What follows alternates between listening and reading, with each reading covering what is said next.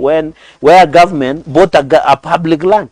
So the allegations of Ruaraka land scandal, he must tell us where the proceeds, where we use over 1.5 billion to buy land in Ruaraka. He must answer those questions. If he can come to public and say, on Ruaraka land scandal, this is what I did. On the issue of extrajudicial killings, this is it.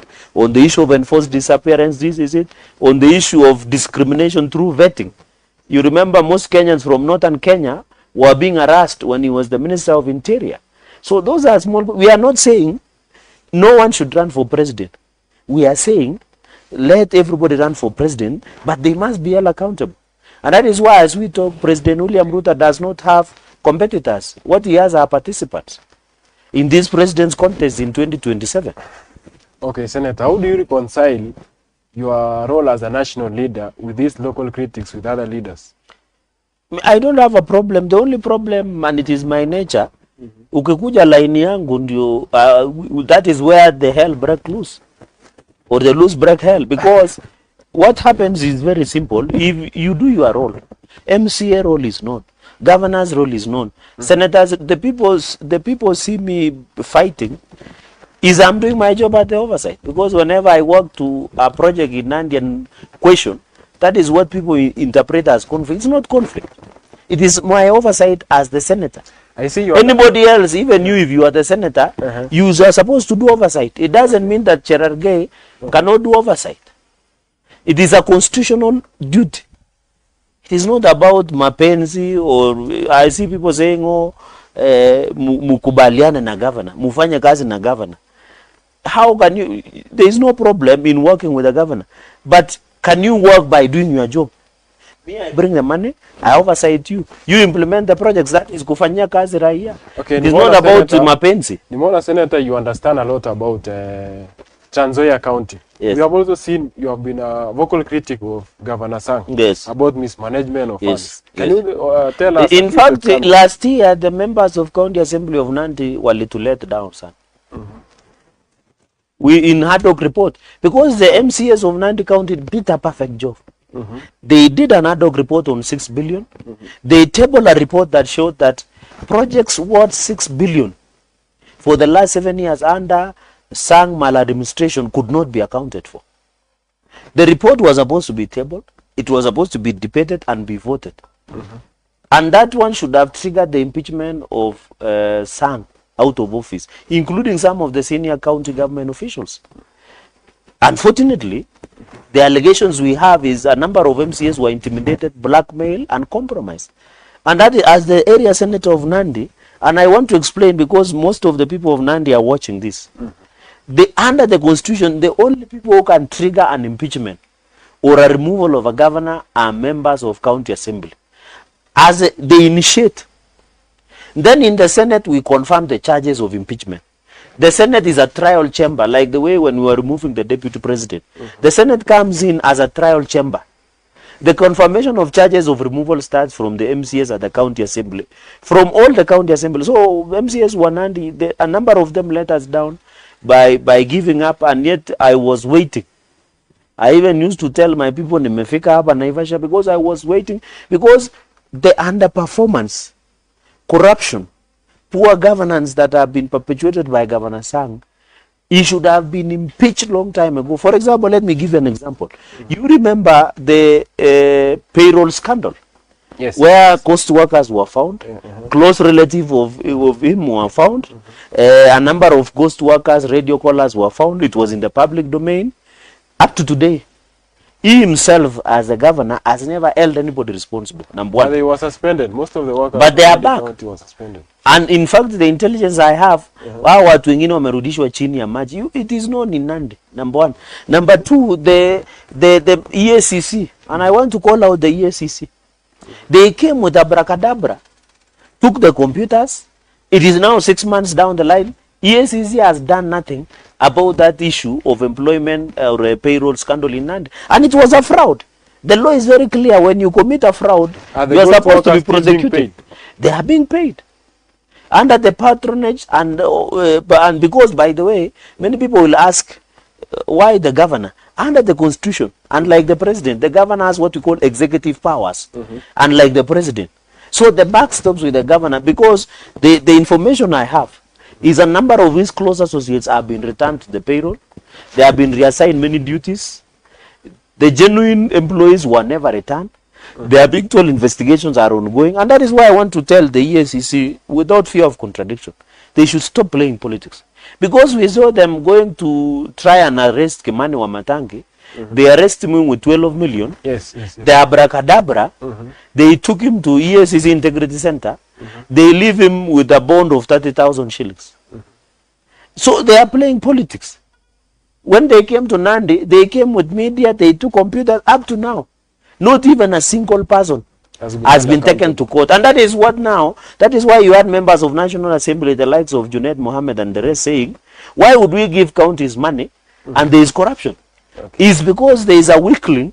And you know, by the way, many people will ask, let me answer, because I normally see in social media. They tell me, Senator, there are mistakes, what have you done? By the way, the only thing Senate and National Assembly or Parliament can do is to recommend. For example, when we found the issue of ECD, the scandal of ECD of the cement in the last time when Sang was still the governor, we recommended for investigation and prosecution by EACC and DCI. They have never done. Because Parliament does not have power to prosecute or arrest. So many people are confusing. You know, the work of Parliament is to recommend. We do the reports and ensure the recommend. And therefore, even when you go to Nandi, I am happy you are in Nandi today and you'll be there tomorrow. The roads are impassable. Bursaries are not there. I was in, you saw me visiting last year, Kapsabet County Referral Hospital. You still have the videos, you still have the pictures. It's filthy. There are no drugs. What alternative solutions can you offer to this? No, in fact, as I said, you can see, for example, even the dysfunctionality in health sector. For example, there is a place called Koibem, so that I answer on alternatives, called Shiru. Shiru is in Vihiga. Yes. Koibem. So between Koibem dispensary and Shiru is only 1 kilometer. But when you walk across Vihiga, you get drugs and services. But when you walk back to Koibem in Chepkumia, you don't get drugs and services. I was in Chepkongon. I was in the other day, Maraba. I was in Chepterwai. The issue is there is no goodwill. And you know, Governor Sang has decided to leave the county at autopilot. You know, when you are flying a plane, especially for long hours, like 18 hours from here in Kenya to New York, at some point, when you have reached a certain altitude, you just autopilot and leave it to fly on it. So what Sang has done to Nandi County, he has just put an autopilot. You'll only see him active in social functions, taking pictures and being in social media. That's all one of film roles. You will get him active in film roles. You will get him parading himself in weddings. But you will never get him in his office. I can tell you the last time he was in office is 6 months ago. He will only walk to the office, take pictures. I'm sure I can evidence. You can he can come, take a picture with you, post and disappear. He will never sit in office. If you ask him about any projects of this county, he will never tell you about it. Because he's no longer interested in transforming Nandi. So the ministers are the ones. And even look at the Kabiet diaries. He lied to the people of Nandi that it was being funded by county government of Nandi. Apparently, it was being funded through World Bank and donor funders. And I can tell you, up to today, if you want to know there is a big corruption in Nandi, up to today, Kabiet diaries, which should be functional 2 years ago, the money that Kabiet diaries has taken is over 700 million. And yet, it has not even packaged a 50 or a 10 milliliters of milk in that property.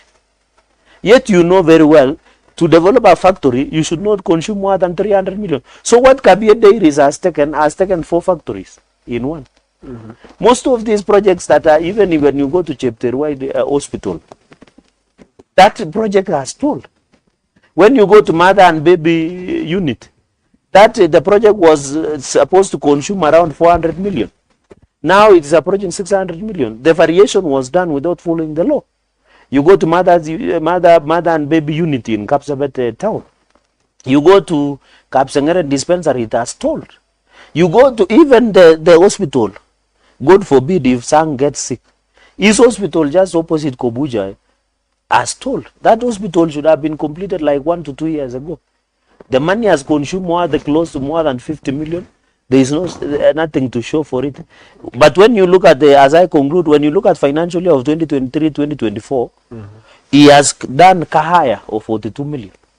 Kaya. Car hire services. County vehicles. County vehicles. Yet during Governor Lagat era in 2013, we had bought vehicles. And surprisingly, when you walk to these garages in Kapsabet, in Eldoret, there are vehicles, but the only issue is to service them. So the but he decides to is using hired vehicles. I can invite you the auditor. I will send you the copy of Auditor General report. Yes. So he has hired 42 million worth. Number two, he has paid lawyers 13 million. It was even in the headline in one of the local dailies. So why use money to lawyers 13 million? 42 million to for car hire. Do we need car hire? We don't. If vehicles, you know him, for example, I was surprised. Him. Inside. A number of them is being used by senior county officials. For example, him is assigned 35 vehicles. Hired. Today, when he was in Kapsabet town, yes, he was traveling in 3 vehicles. Okay. Because this guy runs away from the people, he comes to a function with 3 to 4 vehicles. What he will do, because ataki raia nini, the vehicle is coming with, he will use a different one. Okay. So anaweza ingia na hii gari, and this car I hired with private civilian numbers. Ujawahi jiuliza, all governors use, if for example Nandi should be GVN 029A, Sang does not use, because he doesn't want to be seen. Now that anakuja na hizi magari zote, nani anakuanga kwa hizi magari? That is why I'm saying, kwa hizi magari zote anakuja, one is ndiye ajifiche kwa raia. Sasa ile anaenda na ingine ndio watu wasimsimamishe kwa barabara. Number 1, number 2, unatakana kujua hizi magari ni civilian number plates. Therefore car hire. Number 3 ni all the fuel. Ile magari yote inatumia ni sisi county government ndio inainka. Kwa hizi magari zote yeye anatumia, na of course ako na vitu zake, anafanya mambo yake huko ndani anabeba watu yake, anajua hiyo maneno. Sitaki kuanika yeye hapa, anajua hiyo maneno. Anajua yeye peke yake, kuna wageni anatembeanga nao kwa hizi magari. So the point I'm trying to make is that these larges, the intention of devolution was not to create mini goats. Haikutakana kuunda miungu. So the problem, we are fighting for money.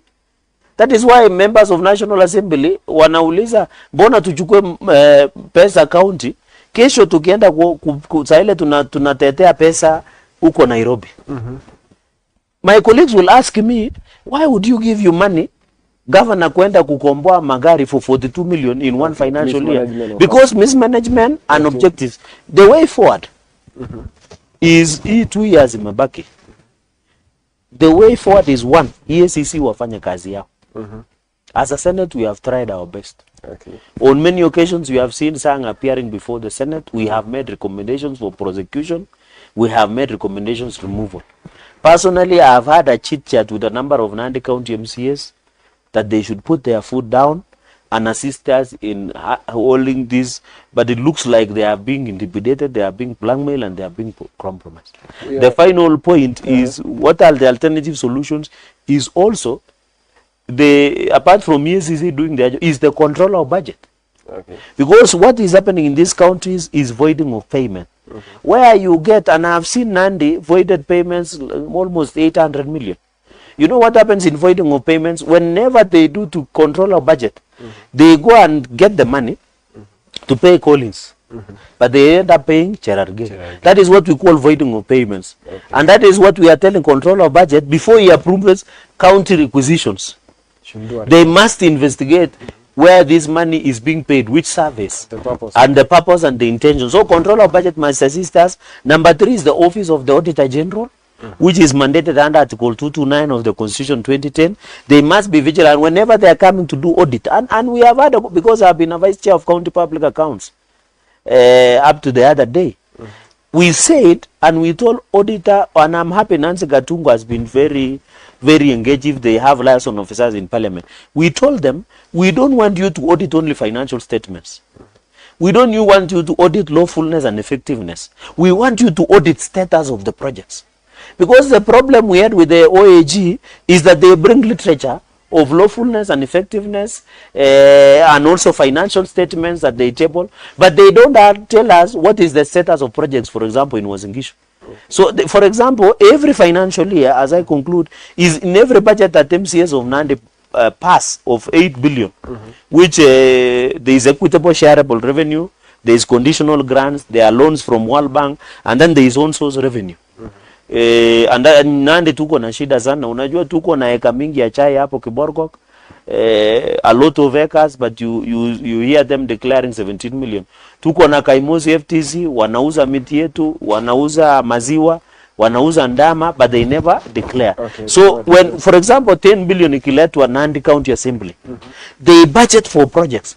So tumeambia Office of the Auditor General, raia hawezi elewa financial statements, raia hawezi elewa mambo ya lawfulness and effectiveness, hawezi elewa risk assessment. What you do, we have told them, apart from IT audit, forensic audit, which we are encouraging, the aspect is that fanya project status. Tunataka tukujue kwa mfano Kabie Dairies ilikuwa pesa ngapi? How long should it have taken? When was it supposed to be completed? You know, when a project is not completed in time, you will not get value for your money, because inflation will be there. The final one is forensic audit. Forensic audit is you do with the view of prosecution. We have told OAG, mukipata project na muna suspect hii project imekulwa, do forensic audit, do a recommendation to DCI, the EACC takes up the matter, and culprits are prosecuted. The final weapon that we have told OAG to do is special audit. And I have even recommended to OAG that they must do special audit on major projects of Governor Sang, because those are conduits of corruption, like Mother and Baby, Chepterwai Hospital, Kobuja Hospital, Kapsengere Hospital, the one of Kabie Dairies, and a number even is office of the governor. You remember it has told the residents of the governor, they must do audit. So we do what we call special audit to present a report. When we get that special audit, they can even do in national projects. Then that report is being used to prosecute and implicate people. So those are the alternative solutions that we can make sure devolution works. But as long as governors of this country will continue to perpetuate corruption. Like, for example, I saw here in Nairobi, Governor Sakaja was doing a project called Dish in Accounting. But when you look how the corruption is being done, parents are being told you pay 20 shillings for every child that you feed. But you don't see, you cannot walk to the governor's office and get the breakdown or accountability of the money. Okay. Like, for example, Irungu Kangata, as I conclude, so that, we want also to be fair. There are governors who work and those who, for example, Irungu Kangata you saw him, he bought a mobile dialysis machine. Yes. He's doing a good job. Yes. You saw him distributing fertilizer and seeds. You saw Mutula Kilonzo Jr. is doing factories. They are packaging mango juice. They are doing public participation up to the village level. There are governors who are doing something. There is, Senator, there is speculation that you may run for governor in the next election. What factors will influence your decision? Will you be vying for governor? No, even Jesus Christ say you cannot serve two masters. We still have 2 to 3 years before the next general elections. And we'll cross that bridge when we reach there. I think my focus now, to be fair, it's not also fair to my people from Nandi and Kenyans to be elected in a seat and start campaigning for another. And that is what has killed this country. You get somebody elected today, the following day is campaigning for another seat. I think my singular focus is to deliver as the senator of the Republic of Kenya elected from Nandi County. When I have delivered on my track record and I have my report card, it is the great people of Nandi who will decide on my future in terms of leadership in Nandi. And I want to assure you, when a decision will be made, I'll be back on this show when we read that, and we will say it, because, for example, I know the challenges that face Nandi County. Having privilege and honor, serving as the senator of Nandi, I know challenges that Nandi faces. I know how it can be fixed. I know what needs to be done. So I can assure you, my singular focus is to deliver on the people of Nandi and assist President William Ruto in terms of delivering on development agenda of this country. Talking of delivering, you have been ranked as a top performing senator by Mzalendo. What do you consider your most significant achievement during your tenure? I don't know what we will do as parliamentarians, and I think that's the reason members of National Assembly don't want to lose CDF. Because it's CDF that will see you are doing something at Mashinani. Okay. I think Kenyans should understand the role of parliament senators. You know, us is to represent, legislate, oversight, and division of revenue. People don't see that work we do in parliament. Okay. They want to see a road, and many people don't know that hii pesa analeta Nandi County ni Cherargei analeta ndio itumike kufanya maendeleo. People see the end product, they don't see where it comes through. But me, I'm proud. One, I've sponsored a motion against fight against anti-doping in this country. I did sponsor a bill, a number of bills. One of them is the County Attorney Bill, County Attorney Act, which was signed by the President. I'm sponsoring a motion on the issue of absorption of interns into permanent and pensionable. I was one of the people who pushed the policy change to ensure that we transit the junior secondary schools from interns to permanent and pensionable. I am pushing a bill, and I hope National Assembly will fast track that bill. One of the bills I'm pushing is anti-stock theft, or called Livestock and Produce Act of 2024. Which I drafted. It has been passed by the Senate, and I'm grateful to the senators for passing that bill. I am also with Mheshimiwa Rahim Dawood. We have passed, and I'm happy that bill has been passed, on what we call cancer prevention amendment, where we want to use telemedicine. Telemedicine means you are here in Nandi, or in Uasin Gishu, or in Elgeyo Marakwet, or in Nairobi, and you can talk to your doctor in India or across the globe. So I'm one of the people who did that cancer prevention amendment, where we are introducing telemedicine with this technology. You don't need to travel to India or any other country. How can you rate President Ruto's governance? Do you think he will be re-elected? Come 2027. I can confirm to you that so far President William Ruto has over 90% in terms of performance. It is the naysayers that don't see the performance, because they just, and I've told you, William Ruto as of today, he has no serious competitor. What we are hearing are participants, so I can give him 90 as of today, and in terms of performance, he has performed extremely well, both in development and politics. And I saw people, when I made a comment a few weeks ago, that no Kenyan president has gone a single term, and it is a fact. President Kenyatta Senior, Jomo Mzee, alilima yake, because he was not term limited. So should we re-elect? Moi state on. Kibaki alikula 10, Uhuru alikula 10, so hii ni 10 bila break. So tumpigie kura kwa sababu hakuna president ashaenda. No, I'm just ama saying, according you know, to it's an history. You know, history is a good teacher. I can assure you, President William Ruto will surpass the imaginations of many people in terms of development. I've just given you some of the insights of development, like affordable housing, Asala Fund, share. Can you believe Social Health Authority, as we talk today, 21 million Kenyans are registered? 21 million Kenyans out of 50. Under the NHIV, it was only 20. But other people are saying it is not working. That's what I was coming. I want to ask every Kenyan to register for Social Health Authority. The reason I'm happy with share is two things. One is, for the first time, every Kenyan, including you who is not employed by government, you will get registered under medical cover. Number one. Number two, for the first time, people who are employed, me as a senator, every month, I am deducted at 3,000 shillings. Because I can tell you, at a leo, during this weekend, every weekend, arambe za hospitali za nini, kila mahali. The only way to be is to give every Kenyan. As a senator, siwezi kifika kila mahali Nandi kusaidia mtu wako na arambe. I can do a few, but I cannot. But the only way is the card. Do you know NHIF used to register only 20%. Na wale walikuwa wanapewa NHIF ni wadozi ambayo wako kwa kazi ya serikali. Sasa tumesema kila mtu. And by the way, I want to ask Kenyans, whenever they are doing assessment, kabla ujeambiwa utalipa ngapi, be honest. Usiandike vitu hauna. If you don't have a job, you don't have something, just indicate, so that by the time you are told pay 300, 200. I saw some people, wanaenda saa ile wanafanya assessment, they say things they don't own. When the assessment comes back, they are being told pay 1,000, pay 500. Wanaanza kucomplain. Number two, I can tell you, SHA, if it works, it's the best. I was in Mosoria sub-county. Somebody registered, paid, and they were sorted and discharged in their own bill ya hospitali. Okay. The only challenge the people say SHA is not working is our governors. Mwaza Nandi.